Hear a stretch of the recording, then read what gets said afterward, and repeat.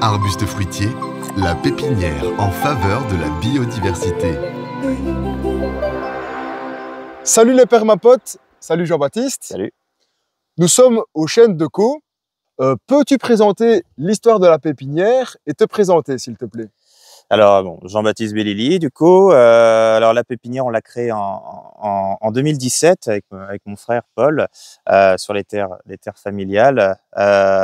Et donc bah voilà, on est parti d'un herbage et on a commencé par planter nos haies et ensuite bah, on a installé toute la production, plantes aromatiques, des vivaces, une des plus grosses collections de menthes, des chênes, un peu de plants de légumes et c'est parti. Tu possèdes une des plus importantes collections de menthes connues avec plus de 400 espèces et variétés. Pourrais-tu nous parler de quelques variétés? C'est parti. Alors ouais, effectivement, un peu plus de 400 maintenant, qui viennent un petit peu partout dans le monde. Allez, une pour commencer. Celle-ci. Alors bon, là, c'est pas du tout représentatif de la vraie taille de ces feuilles. Ces feuilles peuvent faire à peu près cette taille-là. Elle monte à 1,50 m, voire 2 mètres, hein, si le terrain est bien humide. Elle vient de la région du Nil, en Égypte, au nord de l'Égypte. Et donc, du coup, alors, c'est pas pour son parfum qu'il faudra la choisir, c'est pas la plus intéressante. Par contre, c'est au niveau du développement, elle est vraiment monstrueuse, quoi, cette menthe, hein. Mentha X niliaca. Ouais, une menthe vraiment géniale. Pour l'utiliser, il vaudrait mieux la sécher, quoi, pour faire des infusions, tout ça. Mais ouais, une menthe vraiment superbe. Si je dois t'en présenter une autre, il y en a trop. Allez, une menthe qui vient de Céphalonie, donc c'est une région en Grèce. Donc ça, c'est ce qu'on appelle alors c'est une poivrée, mais plutôt avec un parfum d'agrumes. Donc en fait, les poivrées, c'est un croisement entre la menthe verte et la menthe aquatique. Et comme c'est un hybride naturel qui n'est pas du tout stable, et bah, du coup, d'un semis à un autre, on peut avoir des fois soit un pied qui va tenir plus d'un parent ou plus de l'autre. Et celui-ci tient beaucoup plus de l'aquatique, un petit peu comme la menthe bergamote, peut-être que vous connaissez un peu plus facilement. Et donc du coup, celle-ci, bah, on retrouve un parfum d'agrumes vraiment superbe. Elle a une très très belle végétation avec les revers pourprés, les tiges pourpres. C'est une très très chouette menthe, plutôt à utiliser dans les salades.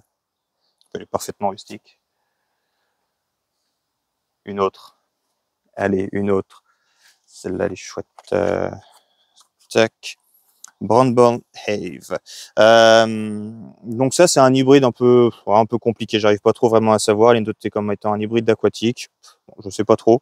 L'intérêt de cette variété-là, c'est qu'elle est très courte. Elle pousse à peu près à ça de haut, très très compacte, avec un feuillage qui a tendance à se friser légèrement et une saveur assez douce, pas mal pour faire des infusions et pourquoi pas la mettre dans des salades, type des taboulés, ce genre de choses. Elle est assez intéressante, celle-ci.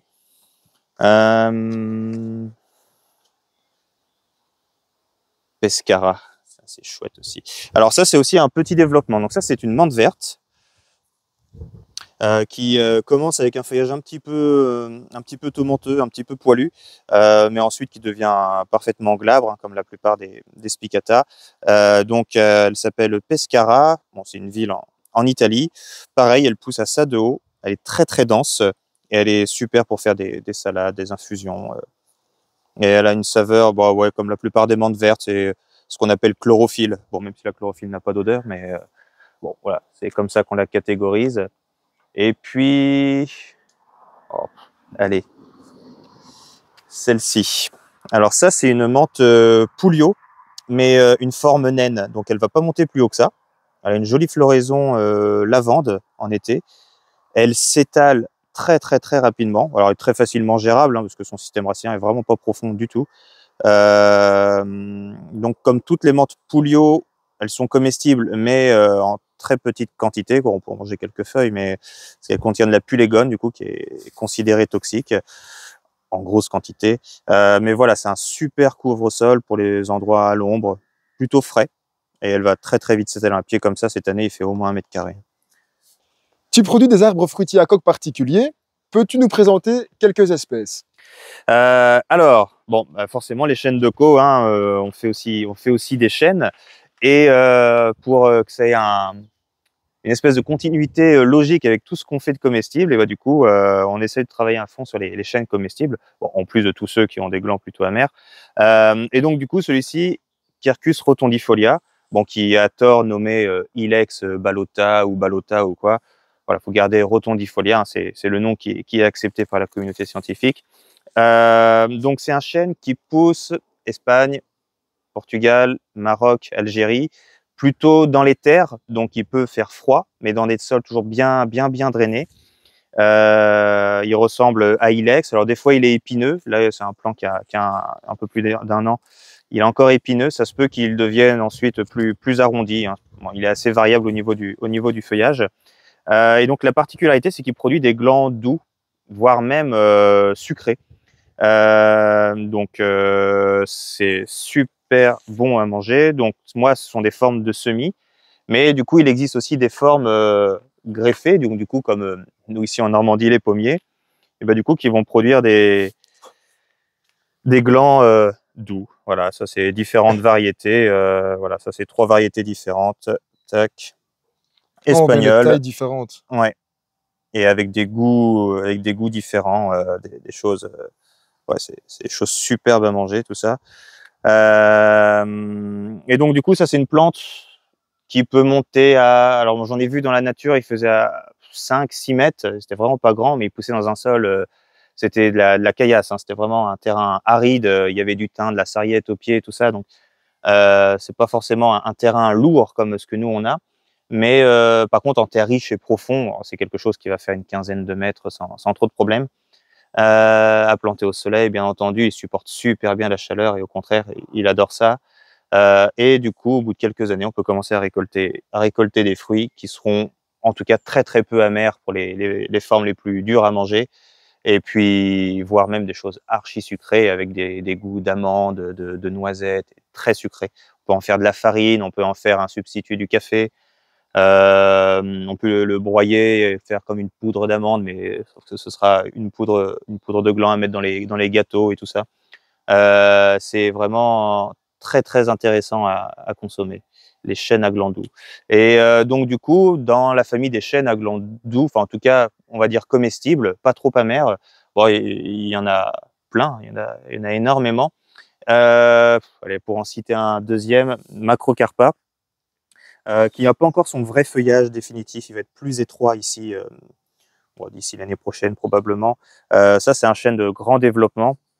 Caduc, l'autre est persistant, je n'ai pas précisé. Lui est caduc et il est réputé pour faire les plus gros glands des États-Unis et pas d'Amérique, hein. En Amérique, il y a beaucoup plus impressionnant que ça. Et pour autant, les glands peuvent faire à peu près la taille d'un pouce, quoi, quand même, déjà pas si mal. Et donc ils sont considérés doux, donc ils vont être assez peu tanniques, ou nécessiter en tout cas très peu de traitement pour les rendre facilement consommables. Donc un très bel arbre qui pousse très rapidement. J'ai des pieds qui ont 5 ans, qui font 3 mètres déjà, et 5 ans c'est depuis la graine. Donc voilà, ça va assez vite. Un petit dernier pour la route. Le Mollissima? Allez. Bon, un châtaignier. Hop là. Donc ça, c'est un châtaignier qui vient de Chine, qui est introduit maintenant naturellement aux États-Unis pour contrer la maladie de l'encre.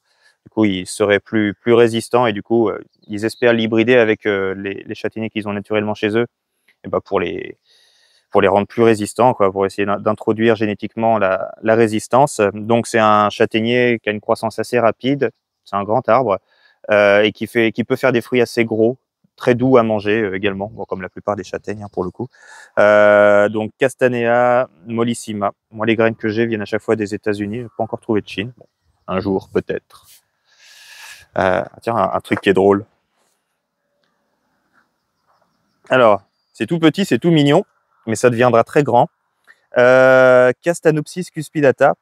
Alors ça, faut en avoir beaucoup pour en manger, quoi, parce que vous connaîtrez pas beaucoup de pépiniéristes qui vont s'amuser à manger des trucs comme ça, surtout quand vous savez le prix que ça coûte.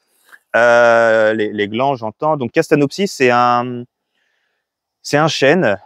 Alors, c'est pas facile. Enfin, en tout cas, c'est de la famille des chênes et ça fleurit un peu comme le châtaignier en été, donc très mellifère également, et qui va produire des petits glands, ouais, à peu près de cette taille-là, qui ont une saveur vraiment exceptionnelle. Alors, on retrouve une espèce de goût de farine, mais en même temps sucré. Il y a un parfum qui se dégage qui est très, très intéressant. De ce que j'ai lu, il est utilisé au Japon, mais bon, voilà, affaire à suivre. Il est persistant, à mettre en terrain plutôt drainé. Comme beaucoup de plantes asiatiques, ils aiment l'humidité. C'est pas vraiment des plantes de grosse sécheresse en tout cas. Et puis, ouais, et puis bah voilà, les castanopsis, c'est des choses à découvrir. Et ouais, en climat un petit peu humide, ça donne des plantes absolument magnifiques, persistantes également. Les castanopsis. Arbre qu'on a planté le 1er mai dernier pour nos portes ouvertes. Alors, du coup, bon, bah, c'est un châtaignier. Hein. Alors, c'est pas forcément évident comme ça au feuillage, vu qu'il y a des chênes qui sont un peu comme ça, mais voilà. Donc, Castanea pumila, que moi j'ai reçu sous le nom de var HCI, à voir, aujourd'hui considéré comme la même chose que var pumila, donc bon, voilà, à voir. Donc, petit développement, 3 à 5 mètres, fruits petits, excellents, vraiment très très très bon. Généralement un seul fruit par bog. Et puis voilà, donc feuillage caduc, hein, je sais pas s'il y a des châtaigniers à feuillage persistant d'ailleurs, mais en tout cas celui-ci feuillage caduc, là ça y est, il redécolle pas mal pour le début de saison. Donc ça supporte un peu tous les terrains, à condition que ce soit un minimum drainé, quoi. Faut pas le mettre dans de l'argile pure, là il est au pied d'un talus, alors ça, au pied d'un fossé, pardon, donc du coup ça va bien drainer. Ça, ce sont des glands que j'ai reçus de Géorgie, aux États-Unis. Et puis bon, et puis bah voilà, longue vie à lui. Donc la difficulté, c'est que ça germe très très mal, et le temps que je les reçois, très souvent ils pourrissent dans les sachets quand ça bloque aux douanes, etc. Mais bon, voilà, un chouette châtaignier, pas toujours facile à trouver, mais il y en a ici, quoi. Une de tes spécialités est ta production de chênes botaniques issus de semis. Pourquoi les chênes sont devenus une spécialité de ta pépinière? Alors, on va dire que c'est un arbre qui m'a toujours attiré. J'avais acheté mon premier bouquin quelques années avant de lancer la pépinière. Et puis bon, et puis bah voilà, petit à petit, tu apprends la diversité, et puis tu vois que en fait, il y a trop de choses, et donc du coup, bah il faut tout essayer, hein, tu es obligé. Donc comme pour les menthes, je fais pas les choses à moitié généralement, donc bah je me suis pris au jeu à fond, et puis bah cet hiver, j'ai dû semer à peu près 120 espèces de chênes différents. Alors certains d'origine d'arboretum, donc il peut y avoir possiblement des variations, des hybridations. Et puis une bonne partie originaire, enfin voilà, récoltée in situ, donc normalement avec une espèce de, alors pureté génétique entre guillemets, hein, c'est pas le plus beau des termes, mais du coup avec des plantes qui devraient être fidèles à ce qu'elles sont dans la nature, donc avec les mêmes adaptations, pour le meilleur et pour le pire d'ailleurs, parce que des fois c'est pas toujours des sujets d'arboretum peuvent être plus intéressants peut-être dans certains cas, mais voilà.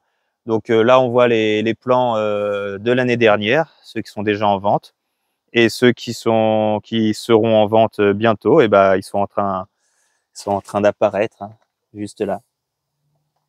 Quercus velutina ici, qui a le jeune feuillage poilu, hein, comme son nom le laisse supposer, avec un feuillage automnal extraordinaire, un très très beau rouge, légèrement orangé si jamais l'été a été humide, mais ouais, une très très belle plante. Donc ça, c'est un chêne rouge, en croissance rapide, une fois installé, et puis ensuite, ouais, après ça pousse d'1 mètre dans l'année, ça va super vite. Un petit sympa, un californien, Berberidifolia. Donc le chêne à feuilles de Berberis, hein, des pinvinettes. Alors selon les sujets, les feuilles peuvent faire cette taille-là, ou même des fois juste la moitié. Là, c'est les jeunes pousses, donc elles sont encore très tendres. Elles sont un peu plus hirsutes normalement quand les feuilles sont un peu plus matures. C'est une plante qui peut aller de 50 cm dans la nature à 2 mètres de haut. Super adaptée à la sécheresse, à la chaleur. Très rustique, hein, il tient à -15, -20 degrés sans trop de problèmes, à condition que le terrain soit drainant. Et voilà, donc il n'y a pas que des chênes qui font 40 mètres dans la nature, hein, il y a aussi des choses qui peuvent faire une hauteur de genou, quoi. Donc voilà, en Californie, Quercus berberidifolia. Je t'en présente d'autres? Oh oui, on est là pour ça. Allez, un qui a des pousses là. qui tapent à l'œil. Enfin, tous les jours, elles me font de l'œil, en plus, ces pousses. Hop là. Magnifique. Quercus nigra. Donc le chêne noir, lui, il est originaire du sud-est états-unien. Alors le feuillage est très très variable. Sur certains semis, j'ai eu des feuilles très allongées, un peu comme Phélos, pour ceux qui connaissent, celui qui a les feuilles de saule. Et donc du coup, ça c'est un arbre qui pousse très vite, hein, ça c'est un plant qui a 1 an, qui devrait faire à peu près une vingtaine de mètres, très très dense, vraiment il est très très dense en feuillage.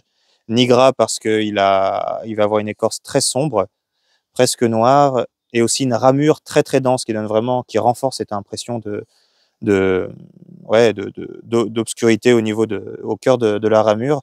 Donc c'est un feuillage super persistant, donc il perd une grosse partie de ses feuilles au printemps, il se met quasiment nu et il récupère en même temps ses nouvelles feuilles à ce moment-là.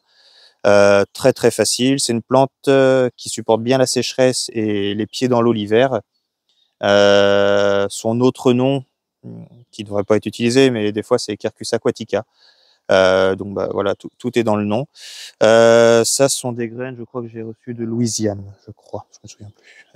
C'est noté quelque part sur les étiquettes. Mais voilà, Quercus nigra, une vraie beauté avec ses jeunes pousses là.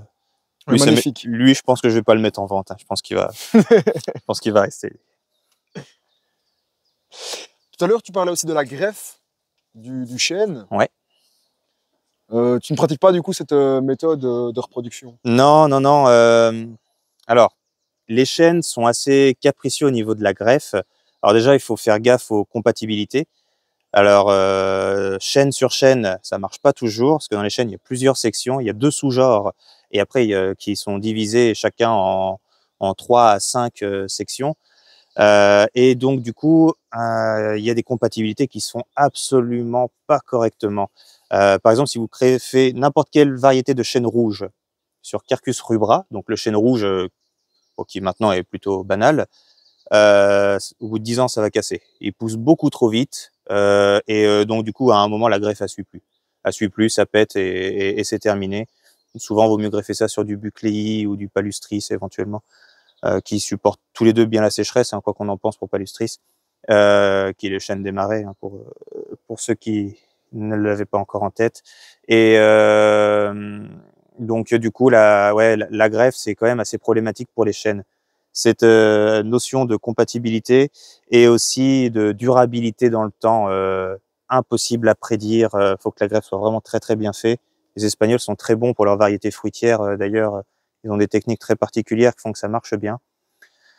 Donc, moi, je préfère miser sur le semis. Alors, pour cette notion-là du coup, de durabilité et aussi pour la diversité génétique, parce que finalement, tous les plants là sont tous différents, même s'ils appartiennent à la même espèce, même s'ils ont été récoltés à partir du même arbre, ils sont forcément tous différents génétiquement, comme vous et moi, on est tous de la même espèce, et pourtant on n'est pas pareil. Donc la diversité, c'est certainement ce qui nous sauvera, hein. Enfin, ce qui nous sauvera. Oui, nous, la planète, non, a priori, elle s'en sortira, elle, mais nous, peut-être pas. Donc, du coup, la diversité, et ça permet aussi que s'il y a des maladies, eh ben, elles sont pas obligées de passer d'une plante à une autre aussi facilement, comme ce qu'on peut voir avec le buis en ce moment, toutes les maladies, tous les insectes.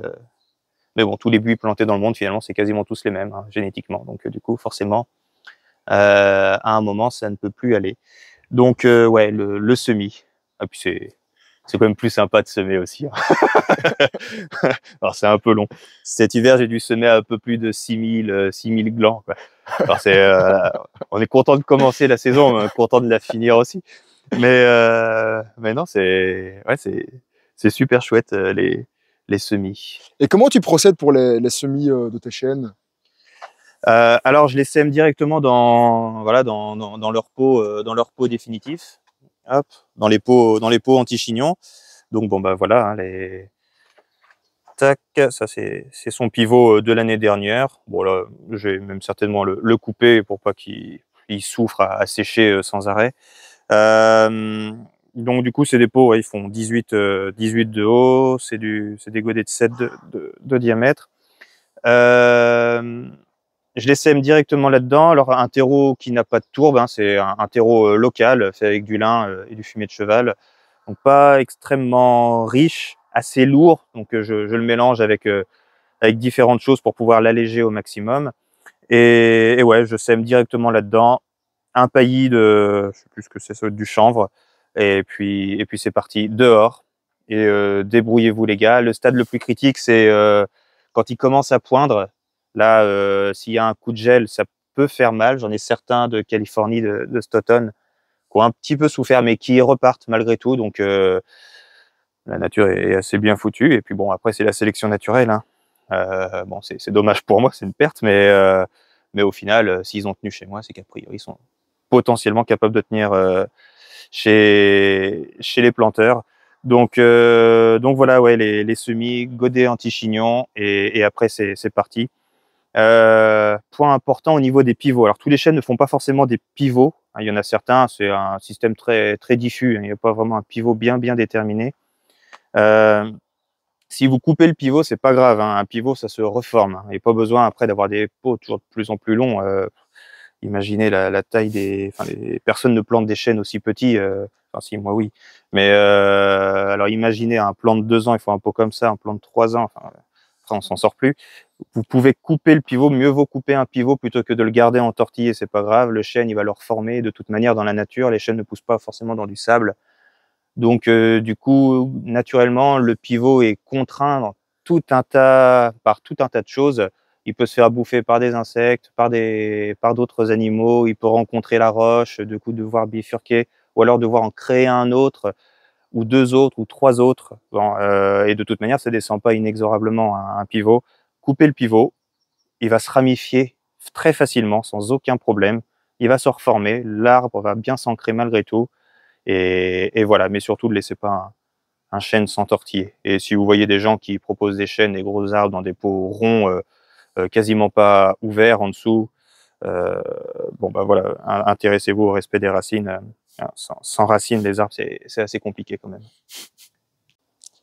Alors, les chênes. Alors les chênes, c'est aussi de la diversité au niveau des feuilles, des développements, des goûts des fruits, pourquoi pas, mais aussi de la taille des fruits. Alors, juste pour donner une petite idée, ça, c'est Quercus robur, voilà, le chêne pédonculé, bon, que tout le monde connaît, en tout cas en Europe, voilà, c'est l'un des plus connus, en tout cas pour la zone fraîche.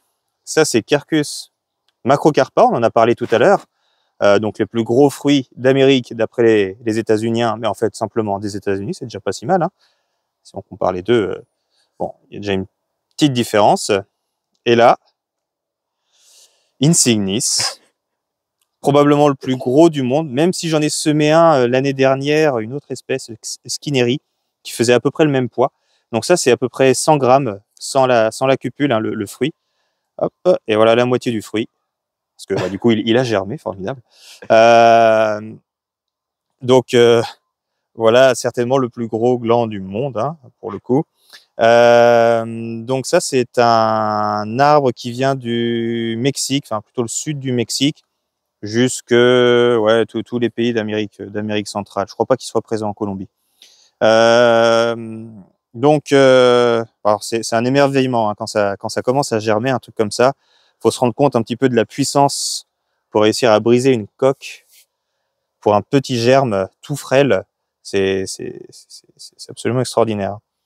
On a du mal à se rendre compte, hein, vraiment de la puissance qu'il faut développer pour réussir tout ça. Et donc du coup, la plante, eh ben, ça donne ça. Alors là, c'est un jeune plant de l'année dernière, voilà, qui demande à se fortifier, mais il va se fortifier. Ça, c'est ces jeunes pousses qui se préparent, qui sont d'un rouge rose absolument extraordinaire. C'est vraiment une très très belle plante à feuillage persistant. Donc ça, ce sont des glands qui ont été récoltés du côté de Huatusco, dans le Veracruz. Donc c'est un État mexicain qui est sur la côte caribéenne plutôt, à 1300 mètres d'altitude. Donc c'est pas encore assez haut pour avoir des hivers vraiment très rudes. Donc il est considéré comme n'étant pas rustique. Toutefois, Donc dans son milieu naturel, le record de froid, c'est -5 degrés, là où il a été prélevé. Cet hiver, il a pris malgré tout -10. Alors en une seule fois, hein, il n'y a pas eu 10 jours de -10 et tout. Mais malgré tout, c'était quand même pendant 2 semaines, pas de dégel, pas de température positive non plus. Un petit coup à -10. En moyenne, ça devait faire du -3, -4. Donc bon, voilà, si a priori, il est à peu près capable de le tenir. Et il a eu -10 avec un toit sur la tête, donc qui doit certainement aider aussi un petit peu à ne pas prendre trop de gel de manière brutale sur le feuillage. Donc admettons, il a peut-être pris -7, -8 en ressenti. Il était protégé dans une ombrière, donc du coup, voilà, il n'avait pas de vent froid. Mais malgré tout, la température réelle, voilà, on était dans cet ordre-là. Donc, est-ce que c'est une plante amenée à pouvoir tenir? Bon, c'est difficile à dire. Le plus dur, c'est de passer les 4-5 premières années pour qu'il s'enracine, pour que la base se lignifie un maximum. Mais bon, voilà. Alors, dans la nature, c'est un arbre qui peut monter à 40 mètres. L'un des plus beaux sujets doit être à Ituraran, dans le Pays Basque espagnol, du côté de San Sebastian. D'ailleurs, faut aller dans un jardin comme ça pour voir la diversité des plantes, essentiellement centra-américaines, énormément de sud-est asiatique. Enfin, c'est juste extraordinaire. Et donc, du coup, ils ont un très, très beau sujet d'Insignis qui vient à peu près de la même région. Ça fait des feuilles qui peuvent s'allonger encore de ça, persistantes. Là où il pleut à peu près 3500 à 4000 mm d'eau. Donc, on peut se plaindre de l'eau, nous, c'est 4 fois plus qu'ici, quoi, hein, quand même. Dans des terrains très lourds, argileux, sur des roches volcaniques généralement. Donc voilà, lui il fait un pivot assez puissant. Et puis bah voilà, Quercus insignis. En tout cas, est-ce que c'est une chose à avoir chez soi? Je ne sais pas, mais c'est une chose à connaître en tout cas. Alors, bon bah forcément, il y a pas que des chênes. De plus en plus, je m'amuse à semer plein d'arbres, de graines que je récolte à droite à gauche. Ça c'est un kaki, enfin c'est le même genre mais pas la même espèce. Donc Diospyros duclouxi. Donc qui fait des petits fruits à peu près de cette taille-là, grosso modo, légèrement astringent. Donc bon voilà, faut bien le laisser se sucrer, bien le laisser maturer. Et donc du coup ça formait un petit arbre là où j'ai récolté de 7 mètres, 6-7 mètres, qui avait l'air bien vigoureux, blindé de fruits. Et puis a priori ça germe vraiment vraiment bien, quoi. Là il y a de quoi faire. Donc Diospyros duclouxi, et qui semble rustique, hein, autour de -15. Bon, à tester si je manquais des plants. Et là ça c'est des graines qui viennent de Californie. Alors c'est une oléacée, donc la famille de l'olivier, et d'ailleurs on l'appelle l'olive du désert. Donc Foresteria neomexicana. Donc ça c'est un arbuste rustique et qui s'accommode très bien de la chaleur, de la sécheresse et tout ça, qui forme un arbuste comme dans le désert. Souvent les feuilles sont assez atrophiées, très foncées pour tenir la chaleur et la sécheresse. Alors ça c'est vraiment un test. Je sais pas si on a beaucoup de plantés en Europe, hein, ça va être l'occasion d'essayer. Donc Foresteria neomexicana, un petit truc qui va être rigolo à essayer, je pense. Tu es pépiniériste producteur en agriculture biologique. Comment cela se traduit-il dans la qualité de tes plants? Alors du coup, ouais, on est en bio. Alors en plus, on est la première pépinière bio de la région en ancienneté, hein, je veux dire, hein. Pas ni les meilleurs ni les moins bons, ça vous jugerez par vous-même. Comment ça se traduit? Alors nous, le label bio, c'était surtout pour se faire connaître, pour que l'on voit comment est-ce qu'on travaillait, en tout cas dans quelle direction est-ce qu'on se dirigeait. C'était pas forcément pour augmenter les prix à fond, en vivre mieux ou quoi. C'était vraiment pour qu'on voit comment est-ce qu'on voit les choses, quelle approche nous avons. Et d'ailleurs, c'est un label qui fait plus chier qu'autre chose, hein, en vrai. Nous, on on est attaché à essayer de ne pas utiliser de tourbe, par exemple, d'avoir un maximum d'eau de pluie. Donc, on récupère un maximum l'eau de pluie, on essaye de réutiliser tout ça. Enfin voilà, on essaie de limiter un maximum nos déchets. Alors effectivement, les graines des fois viennent de loin et tout ça, mais bon, voilà. Sinon, à ce moment-là, on ferait que du chêne pédonculé et de l'érable champêtre, et puis et on s'arrêterait là. Au niveau de la qualité, nous, nos plantes, on essaie de les laisser au maximum se durcir. On n'a pas trop peur de leur laisser le temps. Elles sont rarement belles à la vente. L'objectif pour nous, c'est qu'elles soient bien dans le jardin des clients. Forcément, quand on vend des plants d'1 an, souvent on a peur. On se dit que ça va jamais pousser. C'est pas possible. Un chêne comme ça peut pas pousser. Et pourtant, souvent, c'est le meilleur, c'est vraiment le meilleur stade pour planter tout ça, parce que comme ça, la racine va se déployer sans aucune contrainte, et voilà. Bon, faut apporter un peu de soin, hein, les rongeurs, etc. Faut essayer de protéger. Donc ouais, on durcit un maximum les plantes, on fait en sorte qu'elles soient les plus robustes possibles. Alors il y a toujours des couacs, mais la plupart des couacs, vous les voyez pas parce qu'ils sont dans les coulisses, hein, c'est nous qui les subissons, les couacs. Et puis voilà, ouais. Et puis après, pour la qualité, comme je disais, hein, c'est à vous de juger, hein. Voilà, pour dire que c'est nous qu'on est les meilleurs. Vous verrez par vous-même si vous avez envie. Mais ouais, voilà, la qualité de nos plantes. La plupart sont rustiques. En tout cas, on fait en sorte qu'elles résistent au froid. Il y a toujours des petites choses qui sont pas du tout rustiques, hein, qui craignent carrément le froid, et voilà. Mais bon, on essaye aussi d'être honnête et de pas inventer des rusticités comme certains. Des fois, on a l'impression que des trucs qui tiennent absolument pas. Ouais, -15. Bon, bah d'accord, pas de chance, il a fait -2, c'est mort. Pas de chance. Mais voilà, ouais. Et nous, sur quoi on travaille le plus, c'est la diversité. On veut un maximum de diversité. Alors, on a parlé de la diversité génétique, hein, avec chaque graine est unique, mais aussi la diversité au niveau des espèces. Enfin, ouais, voilà, la diversité, c'est certainement ce qui manque le plus à notre métier. Et puis bah, la diversité, c'est bien, qu'elle soit animale ou végétale, c'est pas mal, hein. Et humaine aussi, pas oublier, diversité humaine, c'est bien. On vient de visiter la pépinière des chênes de Caux. Merci beaucoup Jean-Baptiste pour toutes les informations. Merci à toi. Pour la petite histoire, je cherchais le Castanea pumila depuis des mois et des mois. Je l'ai enfin trouvé chez Jean-Baptiste dernièrement. En fait, il a plein d'espèces ici incroyables que je vous recommande de commander, etc. ou de tester ici dans votre jardin forêt. Et même ici, en fait, je peux me rendre compte aussi du travail de Jean-Baptiste qui est juste incroyable au niveau de ce travail de recherche, d'expérimentation, de semis, etc. Merci beaucoup pour tout ça. Comment peut-on te retrouver ou procéder pour acheter des plantes chez toi?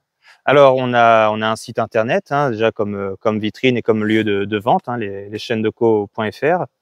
Vous pouvez venir aussi à la pépinière. Sur le site, vous allez voir nos horaires qui sont régulièrement actualisés. Pourquoi pas prendre rendez-vous, c'est aussi envisageable. On a les fêtes des plantes, donc au printemps et en automne, sur le quart nord-ouest de la France. Cet automne, je serai pas en Belgique, mais souvent je suis à côté de Tournai, à Celles. Et puis bah voilà, on a nos réseaux sociaux, si vous voulez suivre un peu d'actualité sur Facebook et sur Instagram, donc les chaînes de Co, hein, tout simplement. Et puis bah ouais, et puis bah voilà, faut s'amuser. Très bien, on mettra les liens vers la page Facebook et le site internet des chaînes de Co en bas de la vidéo. N'hésitez pas à lâcher un petit like, à écrire un commentaire et à vous abonner à la chaîne. À bientôt les permapotes!